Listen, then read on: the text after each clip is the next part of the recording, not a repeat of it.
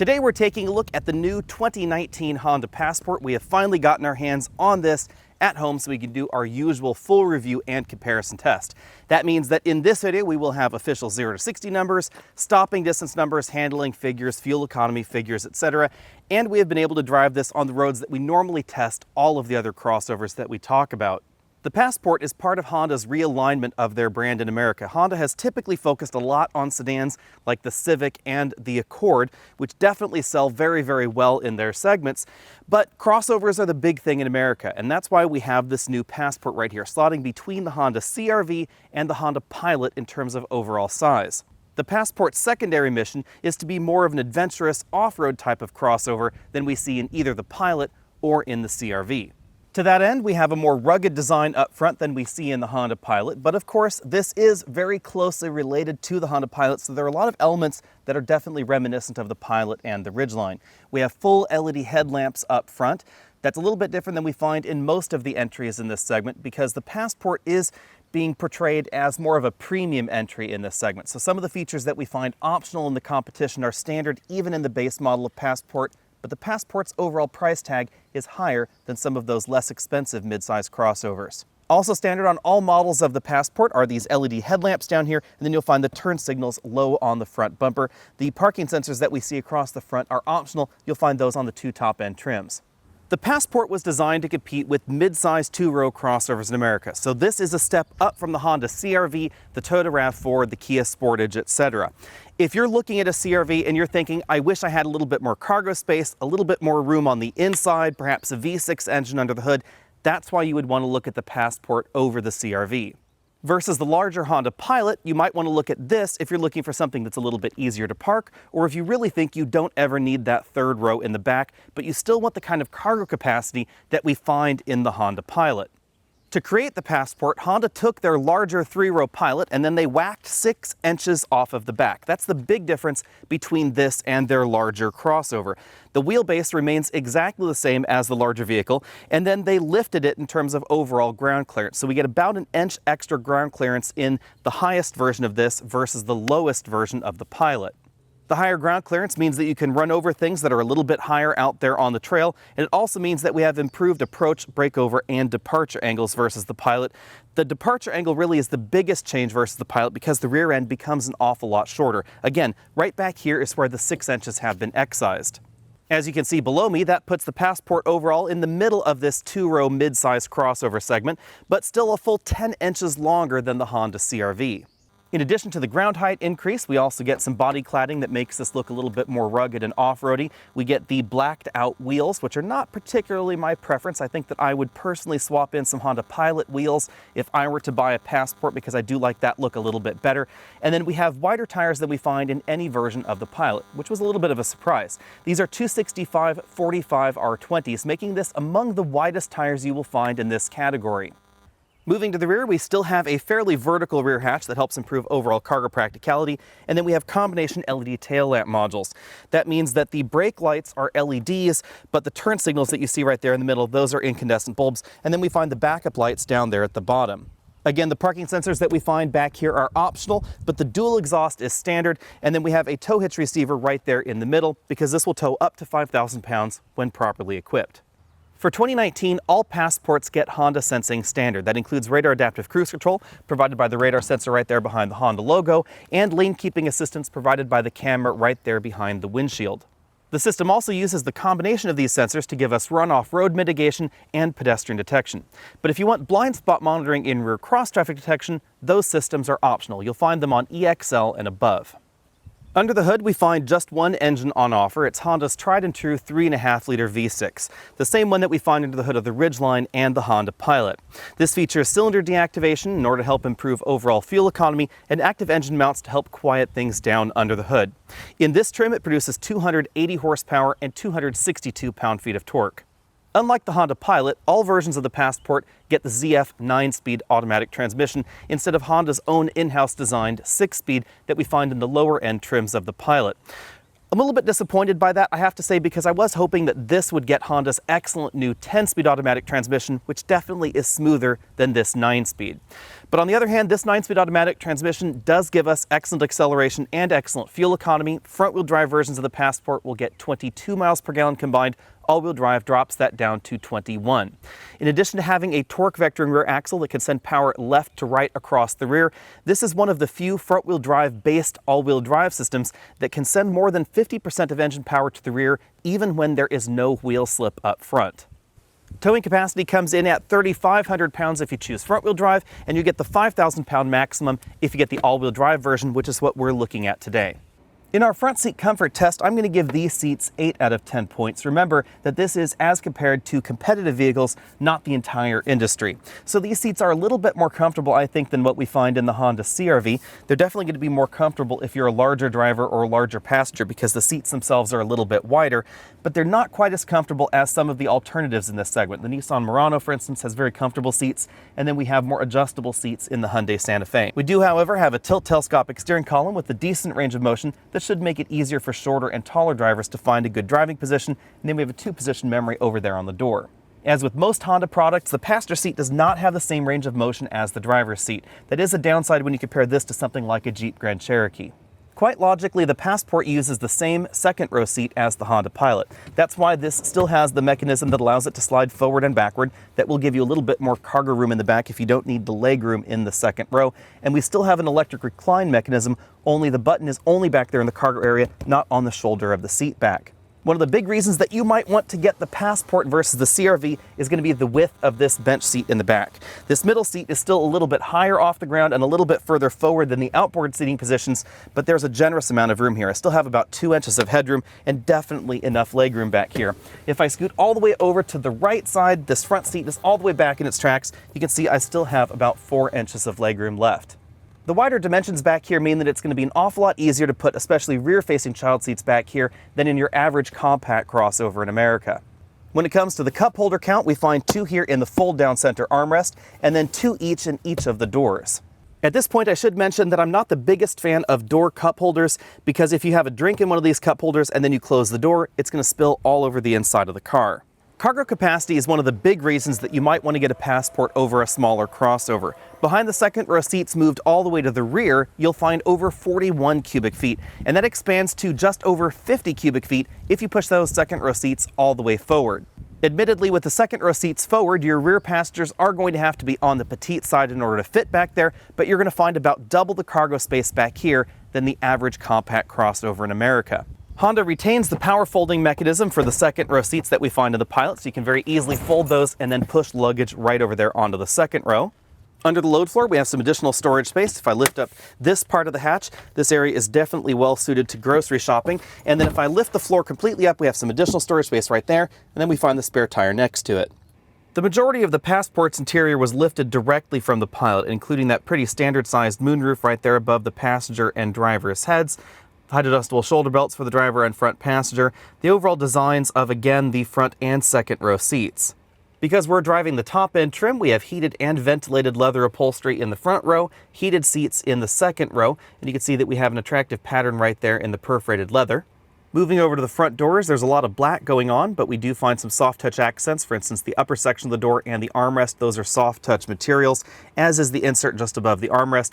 But the rest of the door, including around the storage compartments down lower, those are all harder plastics. I have to admit to being a little bit disappointed that Honda didn't take the opportunity to update the overall style of this interior, because again, this has been lifted directly out of the Honda Pilot. So the same sort of shapes are going on the dashboard. We have the same infotainment systems and controls right here in the center of the dash. Base trims of the Passport make do with a smaller touchscreen LCD in the center of the dashboard, and that system does not feature Apple CarPlay or Android Auto integration as we see here. However, most versions of the Passport you'll see out on dealer lots will have this particular system with or without factory navigation. This is essentially the same system that we find in the Honda Pilot and, of course, the Honda Odyssey. Below the touchscreen, we find the engine start-stop button, the controls for the 3-zone automatic climate control system. That is a really nice touch in this segment because a lot of the alternatives only have a 2-zone climate control. We then have the controls for the heated and ventilated front seats, and then a small storage cubby where you could almost fit a larger smartphone. Below that, we find the USB input that interfaces with the system for CarPlay or Android Auto, a 12-volt power port, a wireless charging mat, and then Honda's button bank shifter. This functions in the same way that modern Acura products do. We have a button for park, a different button for reverse, one for neutral, and then one for drive. We press it again for sport. Behind that, we have the drive mode selector that allows us to choose between normal, snow, mud, and sand in the all-wheel drive model, and then a button to turn on and off the auto start-stop system. On the right side of that, we have two large cup holders, easily able to accommodate large takeout drinks. The center console is, you guessed it, borrowed from the Honda Pilot as well, so that's why we have this roller cover with the interesting texture on it. That rolls to reveal a little storage tray that slides forward and backward. There's also a USB charge port and a 12-volt charge port in there, and this area is definitely big enough to accommodate a gallon of milk. The instrument cluster features a partial LCD design. We have a physical engine temperature gauge on the left and a fuel gauge on the right. Everything else is being displayed by the LCD in the middle. This display isn't as configurable as some, but we do get our trip computer readouts, a display for the all-wheel drive torque distribution, front, rear, and of course left to right, phone interface, navigation turn-by-turn directions, information pulled from CarPlay or Android Auto for your media system right there. And you can choose whether you want to have the tachometer displayed up top or not. The steering wheel features a 4-spoke design. There's perforated leather on the side sections and then non-perforated leather on the top and the bottom. On the left side, we have the buttons for the infotainment system, volume, up, down, track, forward, backward, and then this button bank also controls that multifunction LCD. So we have a home button right there to enter the menu.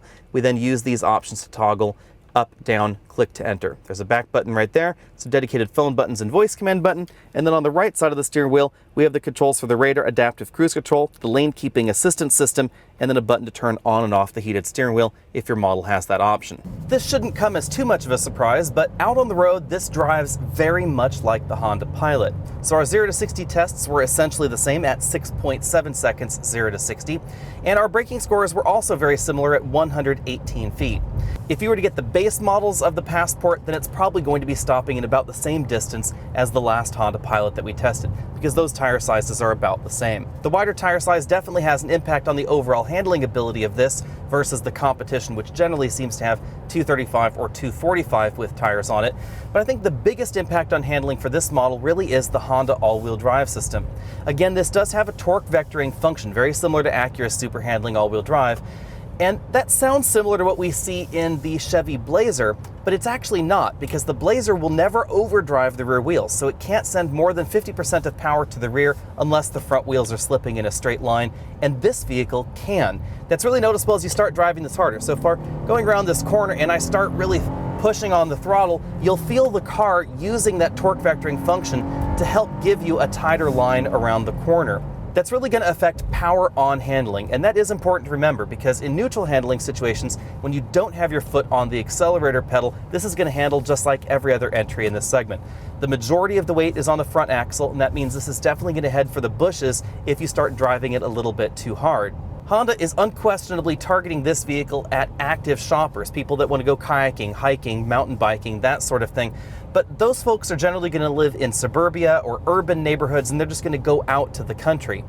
So for the most part, this vehicle is going to be driven in town, it's going to be driven on the school run, the daily commute, etc. And in those situations, the firmer suspension and the better handling that yields definitely makes an awful lot of sense. Out on a rougher road like the gravel road that we're on right now, you can tell that although the Passport is ostensibly supposed to be the more off-road capable crossover in Honda's lineup, this is still definitely more on-road focused than something like top-end trims of the Jeep Grand Cherokee. The limited Overland Summit and Trailhawk models are certainly softer sprung than what we find here, and the models with the optional adaptive air suspension are going to be the softest.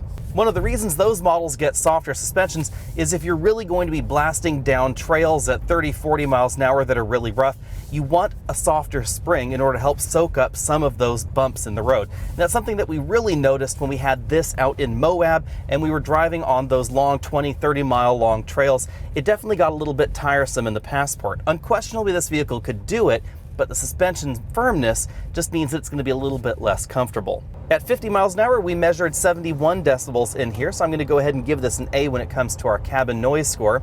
We did score a little bit lower in the brand new Hyundai Santa Fe. That was down around 69.5, 70 decibels or so, but this is right in keeping with most of the segment. When it comes to that cabin noise score, it is important to remember that these tires are wider than the average in the segment. That definitely impacts overall cabin noise. It also impacts fuel economy as well. We've been averaging just about 21 miles per gallon over a week of mixed driving, which is right where the EPA says we should be. I suspect that if you get the lower end trims of this, then you may get slightly better fuel economy because of the reduced tire width. Overall, the Passport is exactly what you'd expect out of a two-row Honda Pilot. This drives very much like the larger Honda model. It doesn't really drive any neater or any smaller feeling out on the road, but that's okay because the Pilot has always been a very competent entry in the three-row crossover segment, and that does translate directly into the behavior of the Passport. For 2019, the Honda Passport starts at just under $32,000. For that price, you get the Honda Sensing Active Safety System, which includes radar adaptive cruise control, keyless entry and go, the 20-inch wheels, and LED headlamps. That base price is a little bit higher than some of the competition, but remember that we do get more standard equipment, especially those active safety systems in the Passport.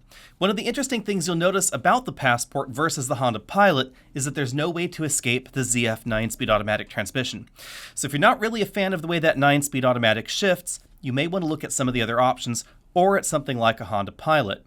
Speaking of the Honda Pilot, the Pilot is not that much different in terms of overall starting price. So although the Passport is theoretically between the Honda Pilot and the Honda CR-V in terms of overall positioning within the lineup, its price tag is definitely along the lines of the Honda Pilot rather than the CR-V.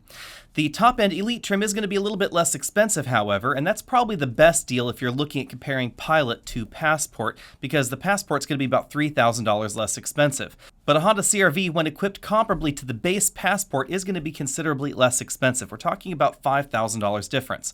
You do get the V6, you get the traditional automatic transmission instead of a continuously variable transmission, and you get the extra room on the inside in addition to that torque vectoring all-wheel drive system. But again, a pretty decent bump in terms of overall MSRP. Now let's talk about comparisons. One of the first competitors is the Ford Edge. The Edge is getting a little bit old at this time. It is somewhat related to the Ford Explorer and some of Ford's other crossovers, but it's a little bit more separated in terms of its relationship with the Explorer than the Passport is with the Pilot. So if you're looking for something a little bit more distinctive, that could definitely be an option. We get a lot more power offered in the Edge than we see in the Passport, but not as much power standard. So the 4-cylinder turbocharged engine is not as powerful as the V6 that we find in the Honda. The cargo area is a little bit smaller, and base towing in the Edge is just 1,500 pounds, so definitely below what we see in the Passport. When it comes to overall passenger room, we do find a little bit more room in the Edge. That's likely because it's not simply a Ford Explorer that's had the third row removed, and that is what we see with the Passport.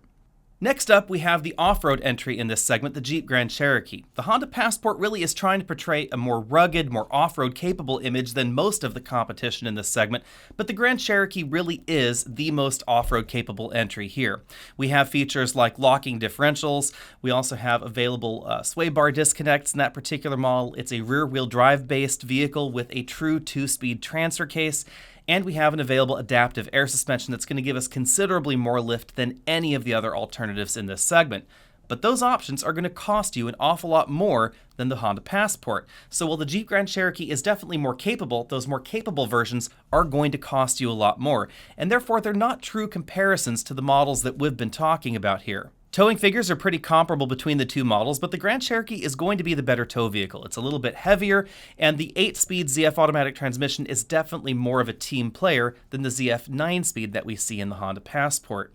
Overall, the two MSRPs are pretty similar, but I should note that you'll probably get a better deal on the Jeep on the dealer lot than you will on the Honda. So you could probably get into a V8 Grand Cherokee for the same price as a comparably equipped V6 Honda Passport, even though overall MSRP is going to be pretty similar.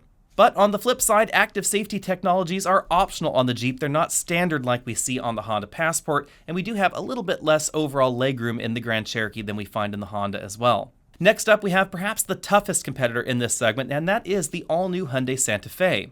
The Santa Fe is not going to be the toughest off-road competitor here because it's arguably less off-road capable than the Honda Passport, but the Santa Fe is an incredible value here. It also has a very roomy interior with definitely more legroom than we find in any of the direct competition.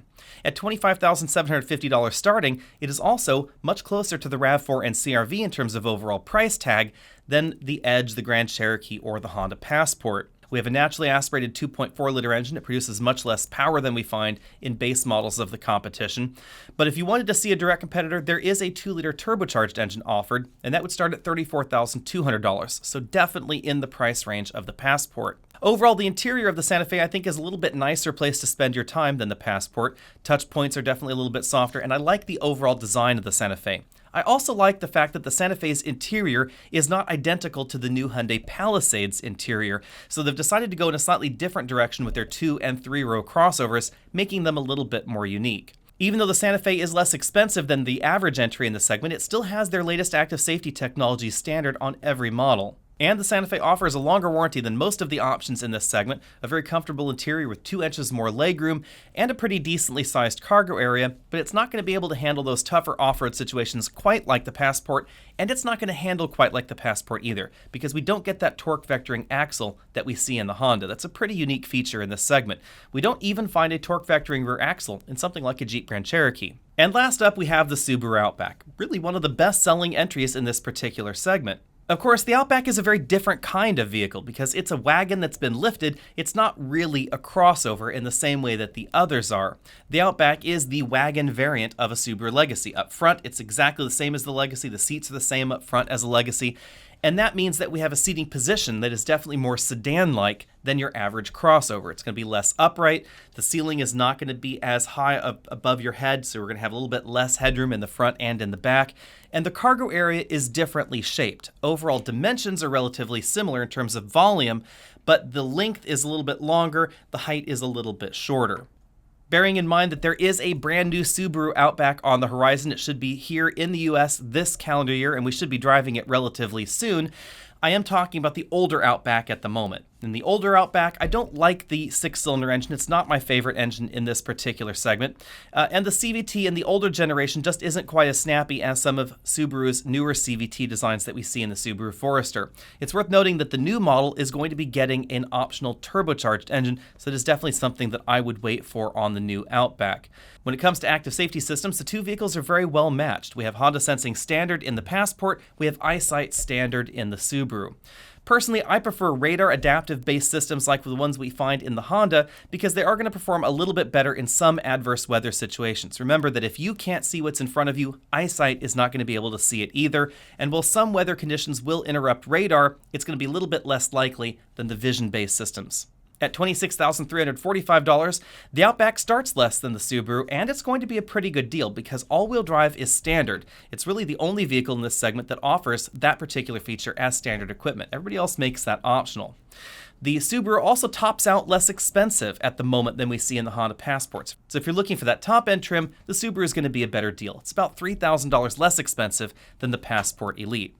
When it comes to off-road prowess and off-road ability, some of you may be surprised, but the Passport is going to be the better option versus the Outback. The Outback is unquestionably an excellent vehicle off-road, but it doesn't offer that mechanical limited slip functionality that we find in the Honda. The Honda all-wheel drive system really is an asset when it comes to off-road ability. Now, it's not going to be quite as capable as something like a Jeep Grand Cherokee, but it is going to be a bit more capable than what we see in the average Subaru all-wheel drive system.